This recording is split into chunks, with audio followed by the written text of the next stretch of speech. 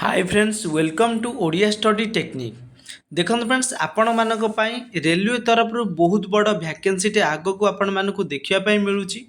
ये आप date T देखिपे 24/7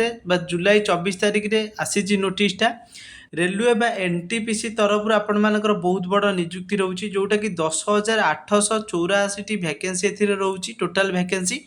तो ये आपण मानकर बहुत बड़ वैकेंसी मिल जो मैंने भी एथिरे एलिजिबल हेबे आवेदन करने निहाती आपण मैंने आवेदन करेंगे से संबंधी आपण मानक डिटेल्स आगक जनइबी से भिडियोटी को कंटिन्यू शेष जाए देखिए भल लगे लाइक करेंगे सांग मानक शेयर करने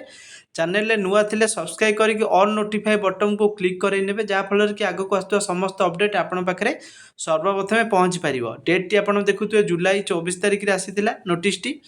जोटा कि रेलवे रिक्रुटमेंट बोर्ड बा आरआरबी तरफ निजुक्ति रोचे। यहाँ गोटे कौन ना non technical popular category under graduate and graduate level vacancy रोचे आपण मानकर जोटा आपण मानकर एथिरे कौन ना देखो ये आपण मैंने देखिपे। तो वैकेंसी कथा कहि जदि non technical popular category under graduate level कौन रोचे वैकेंसी जदि आपण मानकर प्रथम वैकेंसी रोचे अकाउंट क्लर्क कम टाइपिस्ट रोचे कम कम टिकेट क्लर्क रोचे जोटा कि टीटी आपण मैंने जानी थे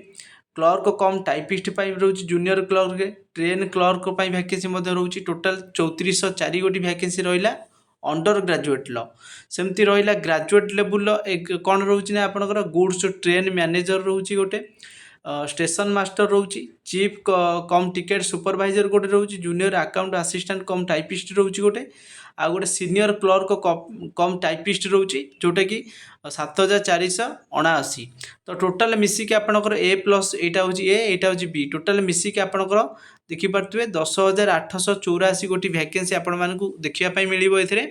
एटा सीबीटी बा कंप्यूटर बेस्ड टेस्ट आपण मानकर एग्जाम टी रहिबो आगको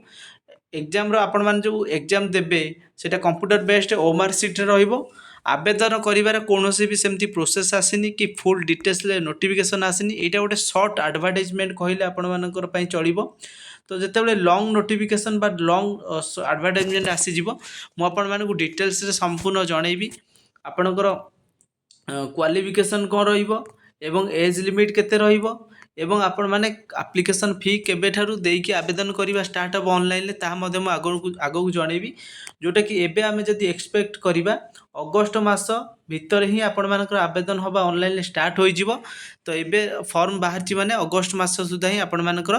एटार देखिपे अगस्त मास सुधा ही आपण माने फॉर्म टाको आवेदन करि परिबे। तो आज एति थिला कि इनफॉरमेशन आपन को आ गोटे पेज रे मध्य जोड़ी जेते सारा वैकेंसी रहउची जेमति कि ईस्ट कोस्ट रे केतेटा वैकेंसी सेंट्रल रे केतेटा ईस्ट सेंट्रल रे केतेटा नॉर्थ सेंट्रल रे केतेटा सब किछि डिटेल्स रे आपण माने एई जगह रे देखिबे आरआरबी रो अंडर ग्रेजुएट एवं ग्रेजुएट रो पोस्ट एई जगह सब रहउची कोठी केतेटा वैकेंसी आपण मान चाहिले ए पेज रो भी स्क्रीनशॉट रखि परिबे। जदि आपण मानकु वीडियोटी हेल्पफुल होईची आगो को आस्तुवा समस्त अपडेट पाइबा हम चैनल को सब्सक्राइब करेंगे वीडियो भल लगे लाइक करी सांग मानकु शेयर करने। Thanks for watching.